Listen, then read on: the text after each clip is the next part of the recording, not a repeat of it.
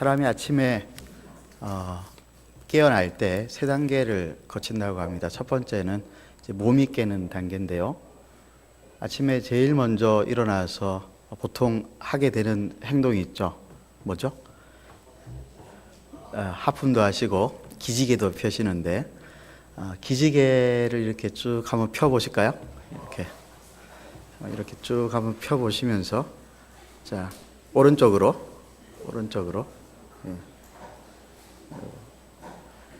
왼쪽으로 그리고 손 내려주시고 옆에 분들 어깨도 조금 주물러 주시고 잠을 깨십시오 하면서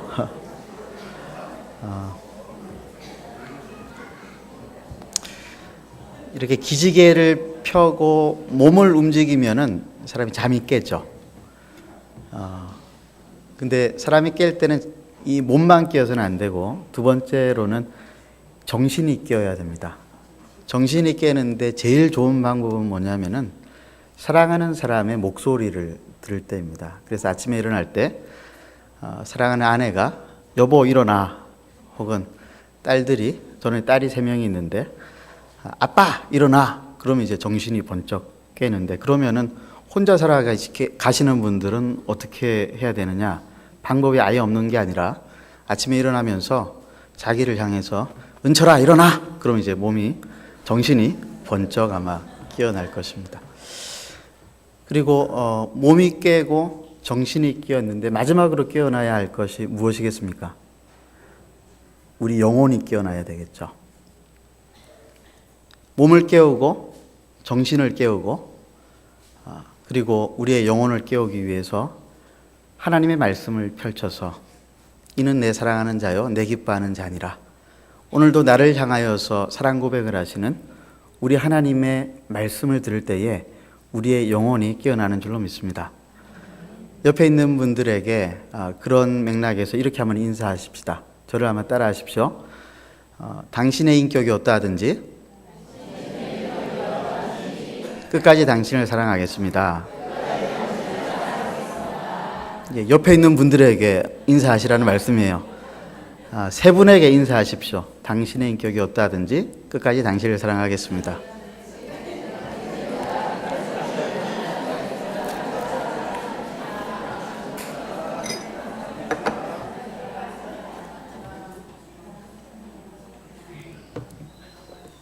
작년 12월 10일 날 제가 대구라고 하는 곳에 처음 내려왔습니다. 모든 것이 다 낯설고 친구도 없고 그랬는데, 지난 봄 노회가 끝이 나고 난 다음에 김시성 목사님께서 전화를 주셔가지고 한번 보자고 그러셨어요. 저는 선배 목사님인 줄 알고 좀 긴장하고 이렇게 사실 약속 장소에 나갔습니다. 근데 알고 봤더니 김시성 목사님과 저하고는 동년배고 신학교는 제가 1년 선배였다고 그러더라고요. 근데 저는 굉장히 반갑고 감사했습니다. 왜냐하면 대구 땅에 제가 아는 사람이 저희 교회에도 없고 교회 밖에도 없어요. 아는 사람이 없어요. 저는 대구라고 하는 곳을 처음 왔습니다. 그런데 먼저 전화 걸어주시고 그리고 밥도 사주시고, 이게 중요하죠. 밥도 사주시고, 그리고 이제 이렇게 알아보니까 목사님하고 동년배에다가 신학교도 비싸게 다녔고, 그래서 제가 얼마나 감사했는지 모릅니다. 그리고 이제 저희 부부하고 우리 김시성 목사님 부부하고 가끔 이렇게 만나고 또 교육자들끼리도 한번 만났었는데, 만나면 만날수록 저는 제 자신의 죄인됨에 대해서 깊이 고개를 숙이게 되고, 김시성 목사님 너무 착하신데, 저희 장로님들께도 제가 고백했는데 저는 그렇게 착하지 않거든요. 제가 보기에는 어떻게 생겼을지 모르겠지만은 그래서 제가 성도들한테 꼭 이 인사를 먼저 시킵니다. 당신의 인격이 어떠하든지 끝까지 당신을 사랑하십시오. 끝까지 당신을 사랑하겠습니다. 저한테도 이제 그 인사를 하라고 이제 부탁을 드리죠. 왜냐하면 제가 죄인이기 때문에, 못했기 때문에 그런 것인데, 사실 이 짧은 인사말 안에 사실 복음이 담겨져 있다라고 생각을 합니다. 그런데 우리가 복음을 받고 복음을 따라서 살아가면 참 좋겠습니다만은 우리는 복음을 따라서 살아가기에는 너무나 험악하고 힘든 세상을 살아가고 있습니다. 일상의 삶이 녹록지가 않고 그 일상 속에서 빠져서 살아갈 때가 참 많이 있습니다. 오늘 저는 누가복음 17장 말씀을 가지고 일상을 뛰어넘어야 산다라고 하는 제목을 가지고 하나님 말씀을 좀 나누려고 합니다. 오늘 본문의 말씀 중에서 우리가 다 읽지 않았는데 17장 20절 말씀을 보시면은 오늘 본문의 스토리가 이렇게 시작이 되어집니다. 바리새인들이 하나님의 나라가 어느 때 임하나이까 묻거늘, 언제 하나님의 나라가 임하나이까 바리새인들이 예수님께 질문을 했습니다. 그러자 우리 주님께서 이 언제 하나님의 나라가 임하느냐라고 하는 이 말씀을 하시면서 특별히 구원받지 못하고 멸망당한 사람들의 대표격인 두 시대의 사람들을 오늘 말씀으로 언급을 하셨어요. 첫 번째는 우리가 읽었던 대로 어느 시대 사람이었죠? 노아 시대 사람이었고, 두 번째는 롯의 시대 사람들과 롯의 처였습니다. 이들은 구원받지 못하고 망한 사람들의 대표격으로 예수님께서 예를 들어서 지금 소개를 하고 계신 것이죠. 그렇다라고 한다면 왜 이들은 이렇게 구원받지 못하고 망한 사람들의 대표가 되었을까요? 왜 이렇게 비참한 운명이 되었을까요? 오늘 주님은 말씀하시기를 결론적으로 이들이 일상 속에서 매몰되어서 살았기 때문이다 라고 말씀을 하고 계십니다. 그들은 어떠한 삶을 살았길래 그들의 운명을 결정짓는 또 주님께로부터 멸망당하였다라고 그런 평가를 들었을까요? 먼저 노아 시대 사람들을 한번 살펴보도록 하겠습니다. 27절 말씀을 우리가 다시 한번 읽어보도록 하겠습니다. 27절 시작. 노아가 방주에 들어가던 날까지 사람들이 먹고 마시고 장가들고 시집가더니 홍수가 나서 그들을 다 멸망시켰으며, 노아가 방주에 들어가던 날까지 먹고 마시고 장가들고 시집갔다라고 했습니다. 이 일이 나쁜 일인가요? 먹고 마시고 장가들고 시집가는 일은 일상의 삶이 아닙니까? 그런데 왜 예수님은 노아 시대 사람들이 먹고 마시고 장가들고 시집가다가 노아의 홍수 때에 다 망했다라고 말씀을 하셨을까요? 예수님께서 뒤에 언급하신 롯의 때를 살았던 롯의 처를 우리가 조금 더 생각해 보면은 자명하게 알 수 있습니다. 롯의 처는 소돔과 고모라가 멸망할 때 뒤돌아보지 말라고 하는 천사의 명령을 무시하고 뒤를 돌아보았다가 뭐가 됐죠? 소금 기둥이 된 비운의 여인이었습니다. 왜 롯의 처는 뒤를 돌아보았을까요? 그리고 뒤를 돌아본 그것이 그렇게 멸망당할 만한, 소금 기둥이 될 만한 그런 죄악이었을까요? 100년 전에 러시아의 국민 시인이었던 안나 아흐마토바라고 하는 사람이 쓴 시가 있는데 제목이 롯의 아내입니다. 한번 제가 읽어드릴 테니까 잘 한번 들어보시기 바랍니다. 롯의 아내. 그리하여 그 죄 없는 남자는 빛을 발하는 천사의 거대한 자취를 쫓아 검은 산을 넘었다. 그러는 동안에도 한 음성이 끊임없이 이 여인을 괴롭혔다. 아직 너무 늦은 건 아냐. 지금 돌아보면 볼 수 있어. 내가 태어난 고향 소돔의 붉은 성체들이며 내가 한때 노래 불렀던 광장, 물레질을 하던 헛간, 이제 내다보는 사람 없을 그 높다란 집의 창문들, 자식을 낳아준 내 부부의 침상이 있는 그 집을 한 차례 힐끗 돌아본 순간 무슨 소리도 내기 전에 날카로운 고통이 바늘처럼 여인의 두 눈을 찌른다. 여인의 몸뚱이는 하얗게 바스러져 투명한 소금 기둥이 되고 서둘러 걷던 여인의 두 다리는 땅에 뿌리 박혀 버렸다. 누가 이 여인을 슬퍼해 줄 것인가? 이 여인은 우리의 관심을 끌기에 너무 하찮은 존재 같지 않는가? 하지만 내 마음은 이 여인을 결코 나무랄 수 없다. 돌아보기를 택했다라고 하는 이유로 죽음을 당한 이 여인을. 이 러시아 시인이었던 안나 아흐마토바는 롯의 처를 안타깝게 생각한 것 같죠. 롯의 처가 뒤를 돌아본 까닭이 이제는 다시는 못 볼 자기의 어쩌면 평생을 살았던 고향과 같았던 소돔과 고모라, 자기와 가족이 누렸던 일상의 자리를 다시 한 번 더 들여다보고자 했던 것인데, 그것이 무엇이 그렇게 큰 잘못이었느냐라고 하는 롯의 처의 심정을 대변해서 아마 이 시를 지었던 것 같습니다. 그렇게 생각할 수 있을 것 같아요. 그렇죠? 그런데 예수님은 오늘 본문에서 이 부분을 사뭇 다른 분위기로 말씀을 하고 있습니다. 롯의 처가 돌아보고자 했었던 소돔과 고모라의 일상의 자리는 사실 사람을 망하게 하고 도시를 망하게 했던 일상이었다라고 하는 것입니다. 오늘 이 대화를 주고받는, 주님과 대화를 주고받는 사람은 누구입니까? 바리새인들이죠. 17장 20절에 바리새인들과 주님이 지금 이 대화를 오고 가고 있는 중에 있습니다. 바리새인들이 지금 예수님에게 도대체 하나님의 나라는 언제 임하는 것입니까? 하나님의 나라가 있기는 하는 것입니까? 라고 사실 조롱하듯이 예수님께 질문하고 있습니다.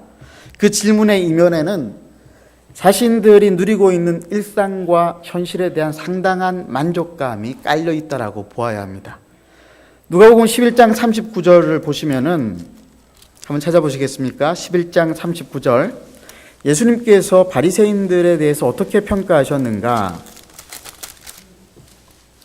예수님은 바리새인들이 위선에 가득 찬 탐욕과 악독이 가득한 자들이라고 하셨는데요. 39절 말씀, 11장 39절 말씀 함께 한번 읽어보도록 하겠습니다. 시작.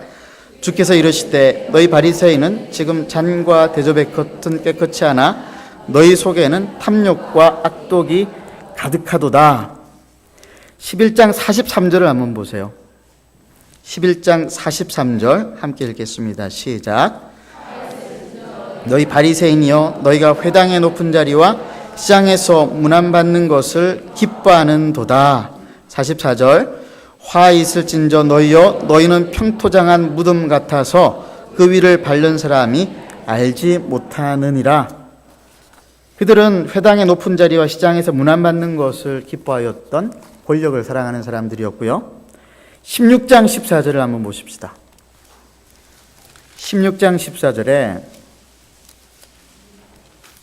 누가는 바리새인들에게 어떻게 평가하고 있는가 함께 읽겠습니다.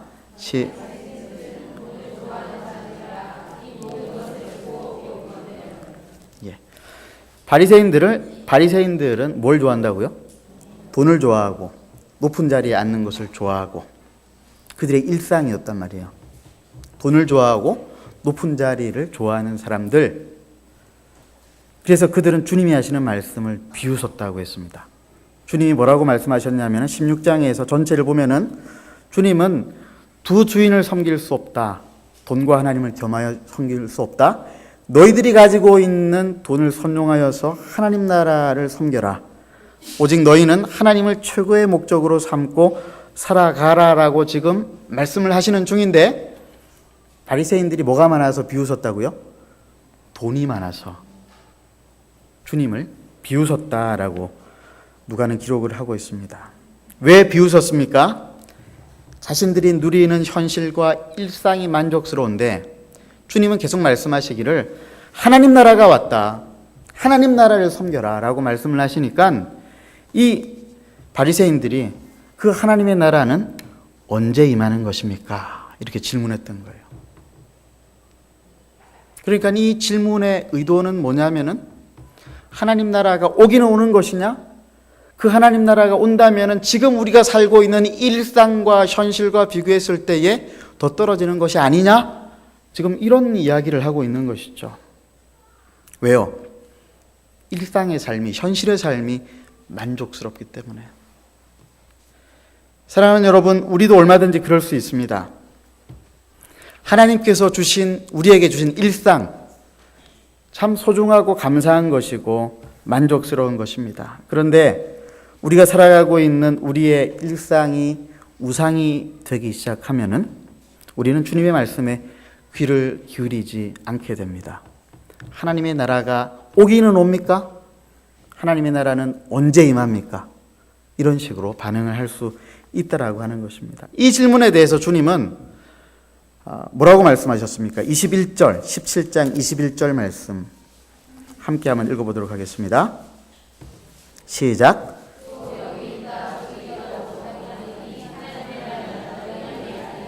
이제 20절 후반부까지 하면은 하나님의 나라는 볼 수 있게 임하는 것이 아니요 또 여기 있다 저기 있다고도 못하리니 하나님의 나라는 너희 안에 있느니라 라고 말씀을 하고 있습니다. 하나님의 나라가 어디에 있다고요?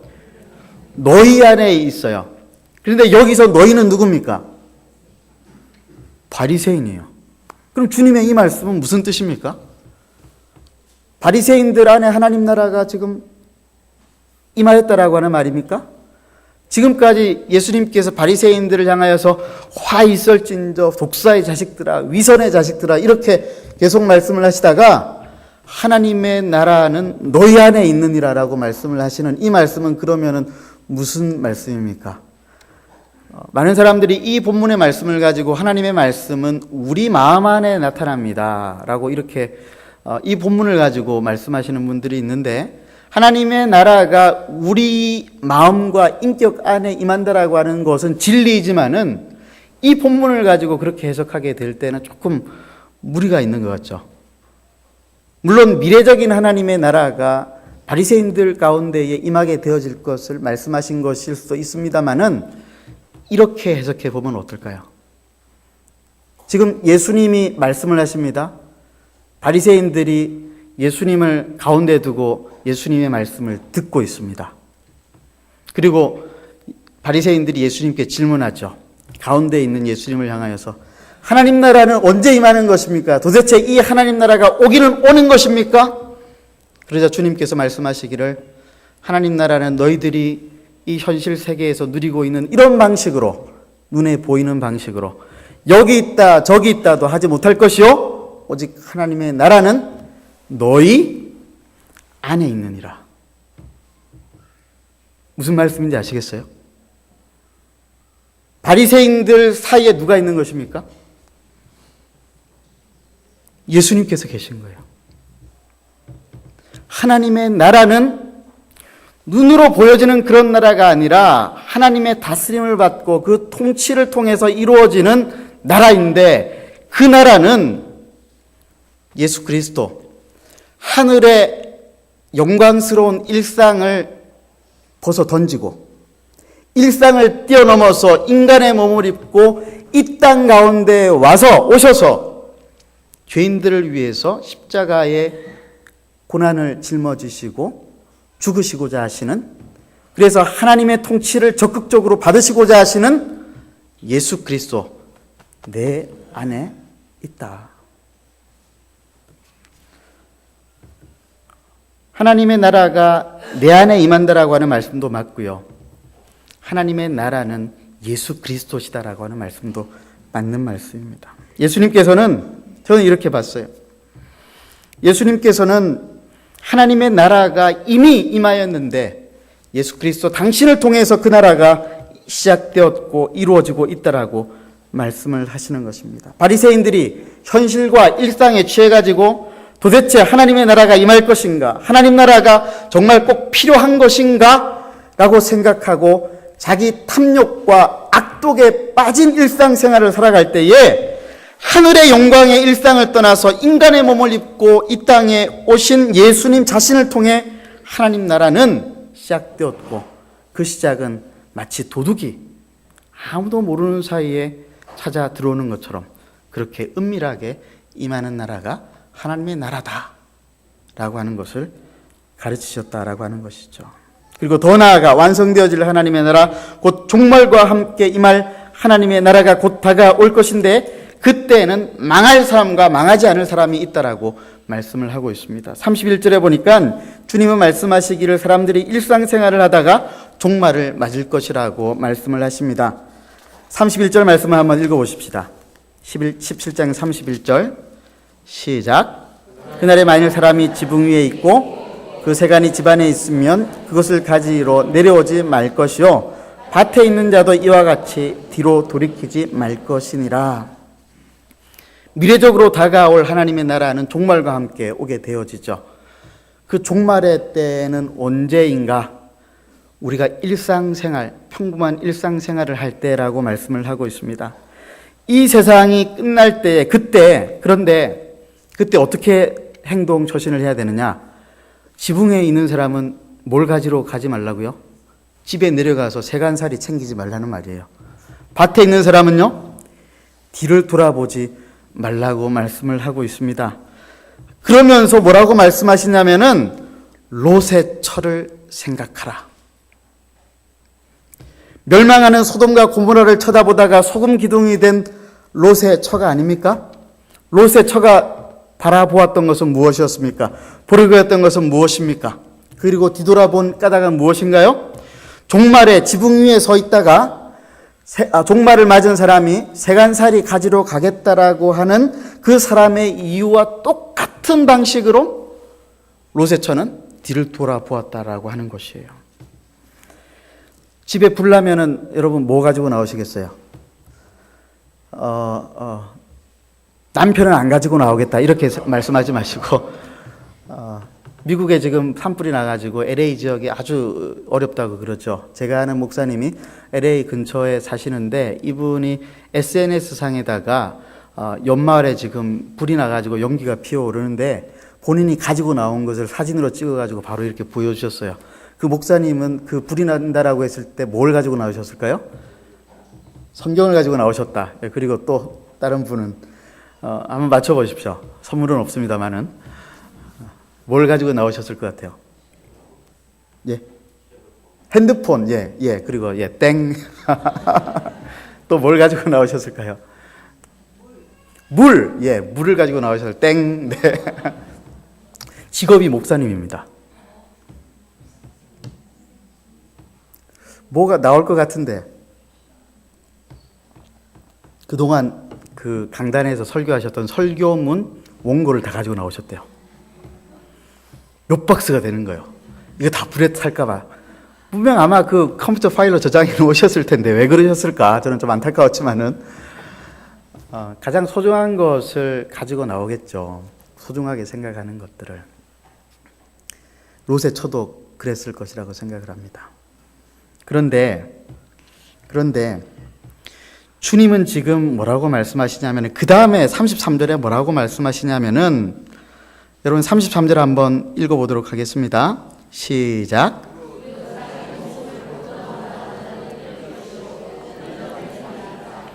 그걸 32절과 이어서 읽으면 롯의 처를 기억하라. 무릇 자기 목숨을 보존하고자 하는 자는 잃을 것이요 잃는 자는 살리라. 그러면 롯의 처는 무엇을 바라보았고 무엇을 목숨처럼 생각한 것입니까? 자신의 일상이에요. 자기의 일상을, 자기가 살았던 현실적인 일상을 목숨처럼 생각한 거예요. 롯의 처가 누렸던 일상은 어떤 일상이었을까요? 롯의 처는 모르겠지만 롯의 시대의 사람들은 어떤 일상을 누렸습니까? 28절에 보니까 함께 읽겠습니다. 시작. 또 롯의 때와 같으리니 사람들이 먹고 마시고 사고 팔고 심고 집을 짓더니 먹고 마시고 사고 팔고 심고 집을 지었다라고 하는 이 말은 특별한 어떤 악한 행동이 아니에요. 일상의 삶이에요. 친구들하고 같이 모여가지고 저녁에 식사 함께 나누는 것이고 비즈니스가 바빠가지고 바쁘게 일상생활을 했다라고 하는 말이고 그리고 농사 짓는 사람은 가을 수확을 생각하면서 열심히 심었고 그리고 나중에 가을 수확을 통해서 번 돈, 비즈니스를 통해서 번 돈을 가지고 좋은 집을 장만했다라고 하는 거예요. 절대로 나쁜 일이 아니었어요. 그런데 그들은 그런 일상을 살다가 망했다라고 하는 것은 무슨 까닭일까요? 일상을 하나님보다도 더 귀중하게 생각했기 때문에 그렇습니다. 먹고 마시고 심고 사고 팔고 시집가고 장가가고 이게 하나님이 되는 것입니다. 우리는 이 땅에 두 발을 디디고 살아가는 사람들입니다마는 우리의 시민권은 하늘에 있다라고 말씀을 하고 있습니다. 하늘의 시민권을 가지고 살아가는 사람이 이 땅에서 발을 디디고 살아가면서 경험하게 되어지는 편안함과 안락함과 이 땅에서 누리는 복들이 하나님이 주신 것임을 알지만은 하나님보다도 하나님이 주신 그 복을 더 우상시하면서 살아갈 때 우리는 일상에 빠져서 살아갈 수 있습니다. 일상에 빠져서 일상에서 빠져나오지 못하고 일상에 갇혀서 살아가게 되어질 때에 그 마지막 결말은 망하는 것이요, 죽는 것이요, 멸망당하는 것이다. 우리 주님이 지금 이 말씀을 하고 계신 것입니다. 바리새인들을 향하여서 너희들이 누리고 있는 현실의 복과 권세와 재물과 편안한 생활과 안락한 생활, 이것이 너희들에게 우상이 되어졌다. 화 있을진저. 사랑하는 여러분, 일상은 감사의 대상입니다. 하나님이 우리에게 주신 일상의 기쁨에 우리는 감사하며 살아야 하죠. 그러나 우리의 일상이 우리의 삶의 모든 것이고 우리의 삶의 최우선 순위가 되어진다면 그것은 대단히 잘못된 것 같습니다. 만약 일상의 삶이 최우선의 가치라고 한다면 일상의 경계를 넘어서 이웃과 인류를 위해서 희생했었던 모든 사람들은 이 세상을 살았던 가장 멍청한 사람이 되어야 할 거예요. 100년 전에 미국 중산층은 편안하고 안락한 삶을 누렸습니다. 그런데 그 사람들 중에서 편안하고 안락한 삶을, 일상을 뛰어넘어서 조선 땅에 왔었던 선교사들이 있습니다. 미국 남장로교회에서만 490명의 선교사들을 파견을 했대요. 전라남북도에만.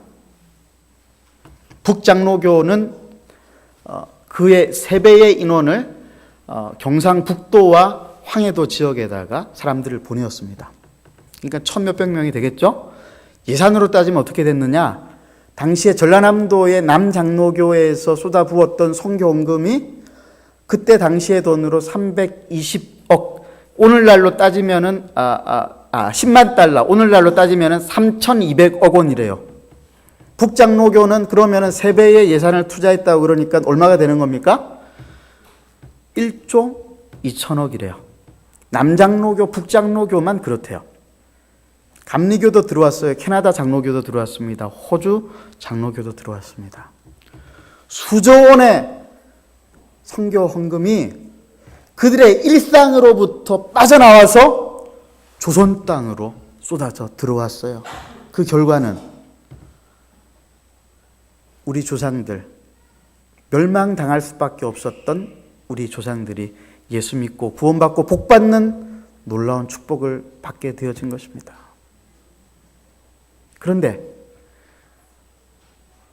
우리가 노아 시대 사람들처럼, 롯의 시대 사람들처럼 먹고 마시고 사고 팔고 심고 시집가고 장가를 가되 그것만을 위해서, 나만을 위해서 그렇게 살아간다라고 하면서 우리의 일상으로부터 빠져나올 생각을 하지 않는다라고 한다면 하나님 나라는 여전히 이 시대에 요원할 것입니다.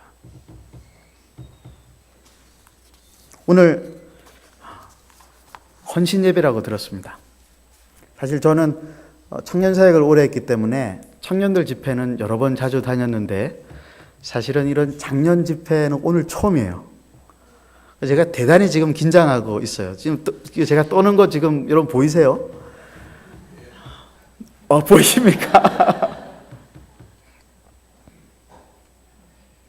청년들만 하나님 나라를 살아야 합니까?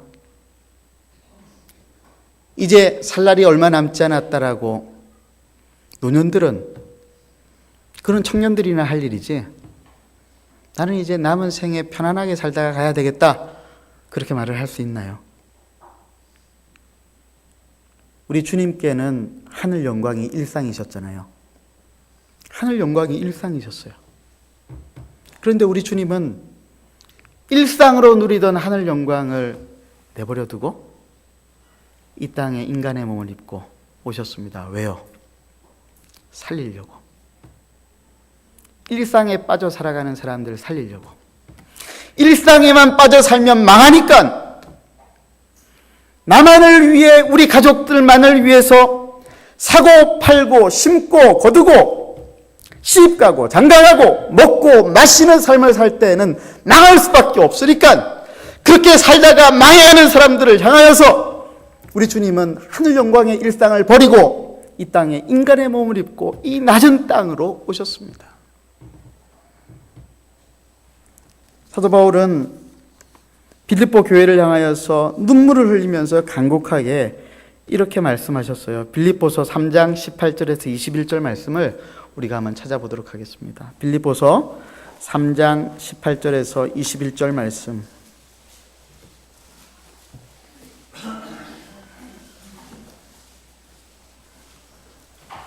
우리 한 목소리로 한번 읽도록 하겠습니다. 빌립보서 3장 18절에서 21절까지 말씀입니다. 자, 시작.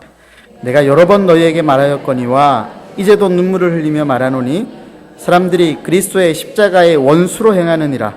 그들의 마침은 멸망이요 그들의 신은 배요 그 영광은 그들의 부끄러움에 있고 땅의 일을 생각하는 자라. 그러나 우리의 시민권은 하늘에 있는지라. 거기로부터 구원하는 자 곧 주 예수 그리스도를 기다리노니 그는 만물을 자기에게 복종하게 하실 수 있는 자의 역사로 우리의 낮은 몸을 자기의 영광의 몸의 형체와 같이 변하게 하시리라. 아멘. 19절을 보시면은 18절을 보시면은 사람들이 그리스도의 십자가의 원수로 행한다라고 했는데 바울이 말한 그리스도의 십자가의 원수는 대단한 악당들이 아니었어요. 일상의 삶을 살던 사람들이었습니다. 그런데 19절 말씀을 보니까 일상의 삶을 살되 그들의 신이 배라고 하는 말씀이 나옵니다. 그들의 신은 배요. 그들의 신발 신자가 아니죠. 우리 하나님을 말하는 거죠. 그들의 하나님은 배다. 바다의 배겠습니까? 이 배죠. 무슨 말입니까? 탐욕이라는 말이에요. 욕심이라는 말이에요. 야망이라는 말이에요. 그들의 섬기는 하나님은 하나님을 섬긴다라고 말을 하면서도 자기를 섬기는 것입니다. 일상으로 자기를 섬기는 것입니다. 심지어 하나님까지 이용해서 자기를 섬기는 삶이 그리스도의 원수된 자들의 삶이었습니다. 그들의 마침은 멸망이고 그 영광은 그들의 부끄러움에 있고 땅의 일을 생각하는 자들이라고 이야기하고 있습니다. 사랑하는 영안교회 성도 여러분, 특별히 사전도의 우리 성도 여러분, 아마 사전도에 제가 이야기를 들어보니까 30대의 자매들이라고 이야기하던데 싱글 자매들도 있습니까? 다 결혼하신 분들, 30대 결혼하신 결혼해 있는 분들 같으면 이제 아기가 어릴 것이고 아마 그럴 것 같은데요. 아기가 어릴 때는 신앙생활하기 쉽지 않습니다. 교회에서 정말 배려를 많이 해주셔야 됩니다. 저희 교회는 영아부실이 없어가지고 30대의 아기가 어린 아이를 부모로 두고 있는 우리 성도들이 사실 굉장히 좀 어려운 환경 가운데 있는데 제가 보니까 우리 영안교회는 저 2층이 그 영아부실인가요? 유모실인가요? 뒤에가 더 신경을 많이 써 주셔야 됩니다. 그런데 어떻게 신경을 써야 되는가? 이분들이 악에만 빠지지 않도록, 일상에만 빠지지 않도록, 자기 남편에만 빠지지 않도록. 제 큰딸이 이제 18살이니까 저도 이제 결혼한 지가 18년이 되었다는 말인데요. 저희 아내가 저하고 결혼하고 3년 동안 사실 저를 놓아주지 않았습니다. 남편을 붙잡아야 자기가 살 수 있다고 생각한 것 같아요. 근데 어느 순간 보니까 저희 아내가 저를 붙잡고 있는 것을 놓아주더라고요. 깨달은 것이죠, 진리를. 주님밖에 없다. 남편도 소용없고 주님밖에 없다. 깨달은 것이죠. 여러분, 우리 모든 인생들은 우리 하나님 앞에 단독자입니다. 주님을 붙잡아야 합니다. 하나님 나라를 붙잡아야 합니다. 먼저 그의 나라와 그의 의를 구할 때에 우리의 삶 가운데에 참된 자유와 만족과 행복이 찾아오는 줄로 믿습니다. 우리 사여전도의 우리 회원님들께서 이 진리를 깨닫고 롯의 처와 같이 되지 말고 노아 시대의 사람들, 롯의 시대의 소돔과 고모라 사람들처럼 먹고 마시고 사고 팔고 시집가고 장가가는 그 일상의 삶을 자기만을 위해 누리는 것이 아니라 일상의 삶을 뛰어넘어서 우리 주님의 영원한 나라, 하나님 나라를 꿈꾸며 살아가는 그런 복을 누리시기를 간절히 바랍니다. 이 복이 우리 영안교회 성도들에게도 동일하게 있기를 간절히 바랍니다. 함께 한번 기도하도록 하겠습니다.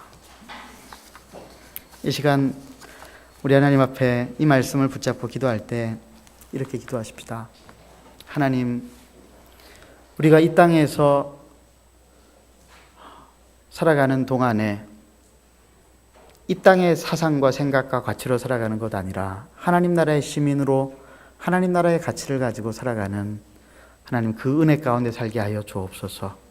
하나님, 그래서 일상을 내팽겨치는 것이 아니라 일상을 충실히 살고 감사히 살되 일상을 뛰어넘어 하나님의 마음을 알아 그 하나님의 마음을 흡족하게 하는 삶을 살아가게 하여 주옵소서. 이웃을 사랑하고 교회를 섬기고 세상을 섬기는 사람 되게 하여 주옵소서.